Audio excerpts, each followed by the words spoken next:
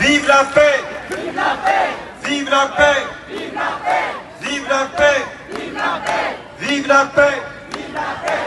Vive la paix! Nous allons maintenant écouter un habitué des manifestations, vous le connaissez tous. Il est là depuis le tout début de nos combats.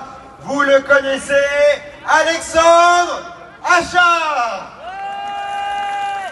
Bonjour à tous. La guerre n'est pas encore terminée, mais nous pouvons déjà dresser un bilan provisoire.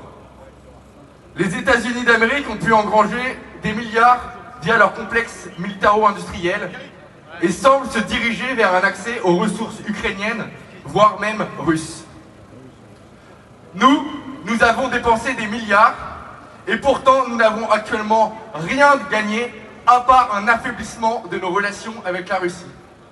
Pays avec lequel nous avons pourtant vocation à coopérer pour des raisons économiques et historiques, pour paraphraser le général de Gaulle. Sur 3 décisions géostratégiques à prendre, ils en loupent 4. Nous n'avons pas perdu que cela. Ils ont aussi abîmé l'image de la France par leur hypocrisie.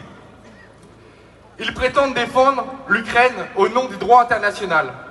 Mais ils n'ont jamais renié les bombardements de Sarajevo en 1999, faits à l'encontre du droit international et qui étaient des alliés très proches de la Russie. Ils ont pris 17 paquets de sanctions économiques contre la Russie. 17, c'est dire l'efficacité, au titre du droit international. Et dans le même temps, l'Union européenne a des accords commerciaux avec le Rwanda de l'horrible criminel de guerre Paul Kagame. La politique étrangère de ces 2 dernières décennies n'est pas digne de la France. Du renversement de Kadhafi à celui de Bachar al-Assad, jusqu'au soutien de l'Ukraine, notre politique étrangère ne défend ni la morale, ni nos intérêts, ni le droit international. On peut d'ailleurs relever que des faux prétextes pour le bombardement de la Syrie, pour l'invasion de l'Irak et pour le renversement de Kadhafi, aux conséquences de la chute de Bachar et de la défaite de l'Ukraine évidente, l'histoire a toujours donné tort au BHL, au Glucksmann, au Macron, au Hollande, et a toujours donné raison aux défenseurs du non-alignement.